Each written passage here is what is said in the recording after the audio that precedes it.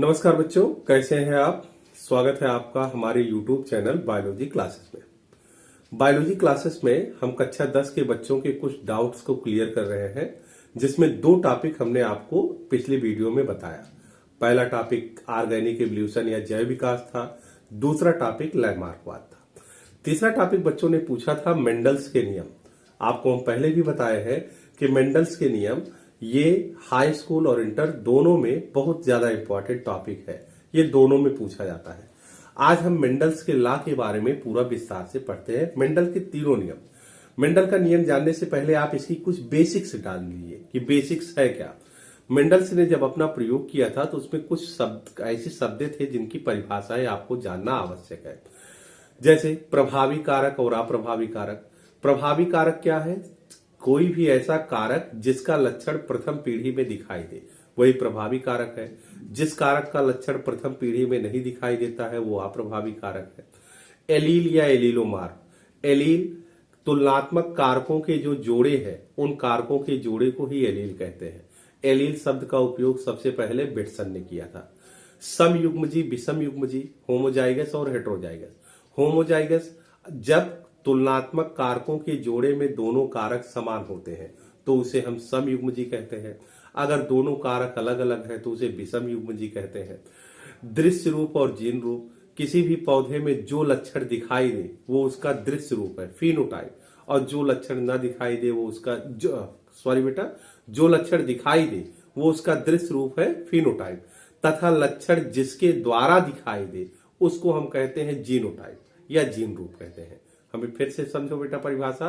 किसी भी पौधे में जो लक्षण दिखाई देगा उस लक्षण को हम दृश्य रूप या फिनोटाइप कहते हैं। तथा लक्षण जिसके द्वारा, जिस कारक के द्वारा दिखाई दे उस कारक को हम जीन रूप या जीनोटाइप कहते हैं। संकर या संकरण आपको बताया गया था। तुलनात्मक कारकों में कारकों के मध्य क्रॉस कराने की क्रिया को संकरण कहते हैं। संकरण के फलस्वरूप जो पौधा उत्पन्न होता है उसे संकर पौधे या हाइब्रिड प्लांट कहते हैं।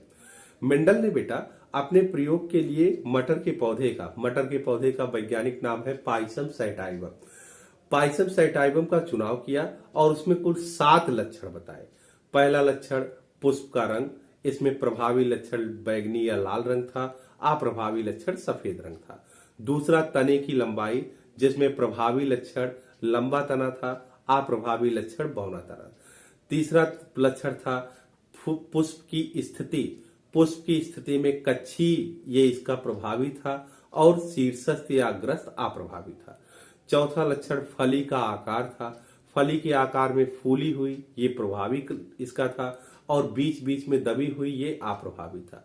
पांचवा लक्षण इसका बीज का आकार था। अगर बीज गोल है तो ये प्रभावी लक्षण था, बीज अगर झुर्रीदार है तो अप्रभावी लक्षण था। छठवां लक्षण इसका बीजावरण का रंग था। बीजावरण अगर धूसर है, धूसर यानी हल्का पीला मटमैला, ये इसका प्रभावी लक्षण था, और अगर हरा है तो अप्रभावी लक्षण था। सातवां और अंतिम लक्षण था बीज पत्रों का रंग। अगर बीज पत्र पीले हैं तो इसका प्रभावी लक्षण था, और अगर बीज पत्र हरे हैं तो इसका अप्रभावी लक्षण। ये आपको हम नेक्स्ट वीडियो में, इससे पहले की वीडियो में ये सब हमने आपको पढ़ाया है। आप हमारे वीडियो इसके लिए देख सकते हैं। आज हम केवल और केवल मेंडल्स के लॉ के बारे में देखते हैं। मेंडल्स ने संकरण संबंधी अपने 3 नियम दिए। सबसे पहला नियम है प्रबलता का नियम। प्रबलता का नियम, प्रबलता या प्रभाविता का नियम, लॉ ऑफ डोमिनेंस, इसको कहते हैं बेटा लॉ ऑफ डोमिनेंस। प्रबलता का नियम ये कहता है बेटा कि अगर हम प्रभावी कारक और अप्रभावी कारकों के मध्य क्रॉस कराते हैं, प्रभावी तथा अप्रभावी कारकों के मध्य क्रॉस कराते हैं तो प्रथम पीढ़ी में हमेशा प्रभावी कारक के ही लक्षण दिखाई देते हैं, अप्रभावी कारक के लक्षण नहीं दिखाई देते हैं। जैसे एग्जांपल आप समझिए, मान लेते हैं लंबा पौधा है, लंबे तने वाला पौधा और बौने तने वाला पौधा। ये पौधा है, लंबे तने का कारक कैपिटल टी, बौने तने का कारक स्मॉल टी। यदि इनका हम क्रॉस कराते हैं तो पहली पीढ़ी हमको प्राप्त होती है जिनके कारक होते हैं कैपिटल टी स्मॉल टी। ये कारक है बेटा कैपिटल टी स्मॉल टी।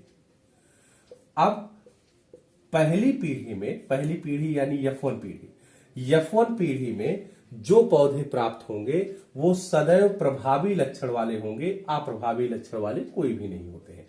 यही मेंडल का पहला नियम है। पहला नियम ये कहता है, फिर से आप समझिए, कि यदि प्रभावी तथा अप्रभावी कारकों के मध्य क्रॉस होता है तो प्रथम पीढ़ी में केवल प्रभावी कारक के लक्षण दिखाई देंगे, अप्रभावी कारक के लक्षण नहीं दिखाई देंगे। अर्थात पहली पीढ़ी में सभी पौधे लंबे होंगे, कोई भी बौना पौधा नहीं होगा। ये मेंडल का पहला नियम है। मेंडल का दूसरा नियम है पृथक्करण का नियम। पृथक्करण का नियम, लॉ ऑफ सेग्रीगेशन, या इसे कहते हैं युग्मकों की शुद्धता का नियम। यह नियम ये कहता है कि प्रभावी तथा अप्रभावी कारक चाहे जितने समय तक एक साथ हो, कैपिटल टी और स्मॉल टी चाहे जितने समय तक एक साथ हो, इनके लक्षण सदैव शुद्ध नस्ल के बने होते हैं। इनके लक्षण सदैव पृथक पृथक होंगे। कभी भी ऐसा नहीं होगा कि कैपिटल टी के कारण पौधा बौना हो जाए, स्मॉल टी के कारण पौधा लंबा हो जाए, ऐसा नहीं है। ये दोनों एक साथ तो है, लेकिन इनके लक्षण सदैव शुद्ध नस्ल के बने होते हैं। सामान्य तरीके से बेटा इसको समझें कि दोनों एक दूसरे के साथ है, लेकिन इनमें संगत का कोई असर नहीं है। संगत का असर यहां नहीं होगा कि स्मॉल टी के कारण ये लंबा हो जाए और कैपिटल टी के कारण पौधा बौना हो जाए। यही इसका दूसरा नियम है कि यदि प्रभावी तथा अप्रभावी कारक एक साथ चाहे जितने समय तक रहे, उनके लक्षण सदैव शुद्ध नस्ल के बने रहते हैं, उनके लक्षणों में कोई भी परिवर्तन नहीं होता है।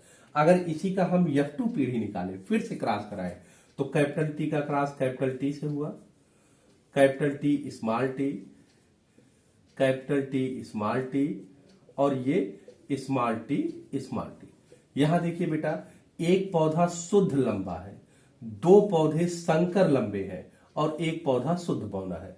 तो यहां शुद्ध लंबा, संकर लंबा तथा शुद्ध बौना, ये जो F2 पीढ़ी आई है, इसमें अगर हम जीन रूप अनुपात देखें, जीन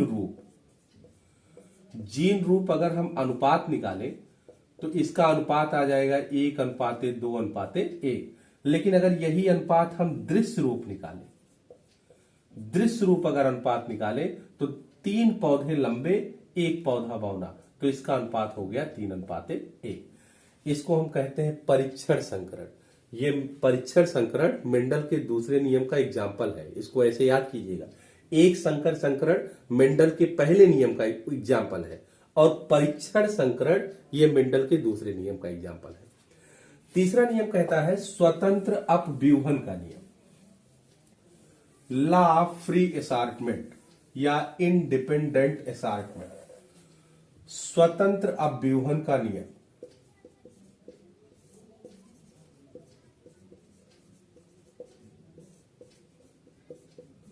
स्वतंत्र अपव्यूहन का नियम, लॉ ऑफ इंडिपेंडेंट असॉर्टमेंट या फ्री असॉर्टमेंट। यह नियम केवल और केवल द्विसंकर संकरण पर ही लागू होता है।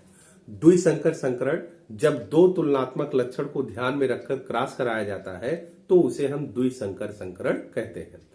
यह नियम कहता है कि द्विसंकर संकरण के समय प्रभावी तथा अप्रभावी कारक दोनों एक दूसरे से जुड़ने के लिए पूर्णतः स्वतंत्र होते हैं। कोई भी कारक किसी से भी जुड़ सकता है। प्रभावी कारक प्रभावी से जुड़ सकता है या प्रभावी वाला अप्रभावी से जुड़ सकता है। इसी प्रकार अप्रभावी कारक अप्रभावी से भी जुड़ सकता है और अप्रभावी वाला प्रभावी से भी जुड़ सकता है। लेकिन ये केवल और केवल द्विसंकर संकरण के लिए है, डाई हाइब्रिड क्रॉस के लिए। मोनो हाइब्रिड क्रॉस या टेस्ट क्रॉस पर यह नियम लागू नहीं होता है। केवल द्विसंकर संकरण के समय प्रभावी तथा अप्रभावी कारक एक दूसरे से जुड़ने के लिए पूर्णतः स्वतंत्र होते हैं। यही नियम मेंडल का तीसरा नियम है। हम आपको जल्दी से एक द्विसंकर